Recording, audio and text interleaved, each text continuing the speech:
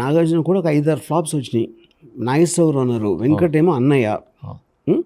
మీరు ఇన్ని ఉన్నప్పుడు జస్ట్ బ్లైండ్గా కూడా చేయలేడు కదా, తీసుకున్నాడు కదా డెసిషన్స్. యా, ఆల్మోస్ట్ ముగ్గురిని నేను మెయింటైన్ చేసి ముగ్గురికి నా మీద ఉన్న ఇంప్రెషన్ ఉండటం వలన అది పాసిబుల్ అయింది. లేటర్ సినిమా స్టార్ట్ అయిన తర్వాత కొంత డౌట్స్ వచ్చినాయి. అంటే వీళ్ళకి చూపిస్తే స్లోగా ఉంది, అసలు ఈ కొత్త మాల్ని ఎవరు చూస్తారు, ఇలాంటి టాక్ ఉండేది.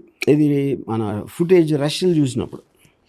బట్ నాగార్జున ఒక్కడ మాత్రం విపరీతంగా ఫస్ట్ నుంచి సినిమా ఫస్ట్ కాపీ వచ్చే వరకు was on the same thing. But నాకు అందులో శివలో నాకు ఇంకోటి అంటే అప్పటిదాకా చూడండి ఏంటంటే ఈ పాత బస్తీలో కానీ లేదా ఆ గల్లీలు ఉంటాయి కదా, కరెక్ట్, ఆ గల్లీలో చేజింగ్ సీన్ అంతవరకు మన ఏ సినిమాలో అవును చూడలేదు. అదే అలా వచ్చింది ఐడియా. ఆ గల్లీలో నేను తిరిగివ్వండి.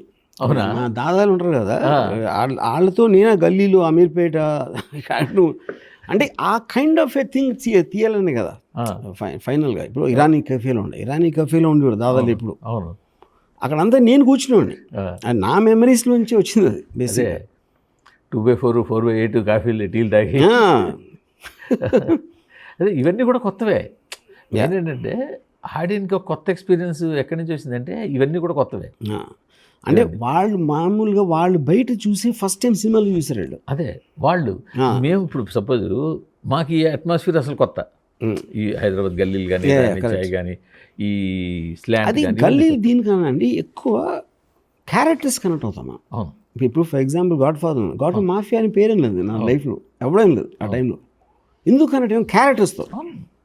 అంటే సేమ్ టైము సినిమా అనేది ఒక విజువల్ ఎక్స్పీరియన్స్ సార్.